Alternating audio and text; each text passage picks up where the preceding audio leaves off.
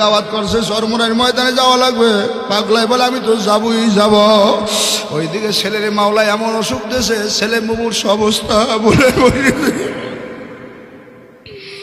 পাগলায় দোকানে যেয়ে বাজার আজার করছে, বলে বিবি এখন কি করব, ছেলের অবস্থা তো ভালো না, আপনি যান দোয়া করিয়েন মাওলা হেফাজতের মালিক আল্লাহ। আল্লাহর বান্দায় মনে মনে আমি গেলে যদি ছেলে মরিয়ে যায় কি অবস্থা হবে। এইবার ছেলের জন্য কাপড়ের কাপড় কিনলে, ছেলের না দেখায় স্ত্রী বলে স্ত্রী এই কাপড়ের কাপড় নিয়ে আসি। এই কাপড়ের কাপড় আবার ছেলে মরিয়ে গেলে গায়ে ভরাইয়া হুজুরের জানাজা দিতে বলিয়ে গেছি, কবরের জায়গা দেখাইছি, বাস দেখাইছি, কলাপাতা দেখাইছি। আমি আর থাকতে পারলাম না, আমি যাব। সর্বনাশ, ওরে সর্বনাশ।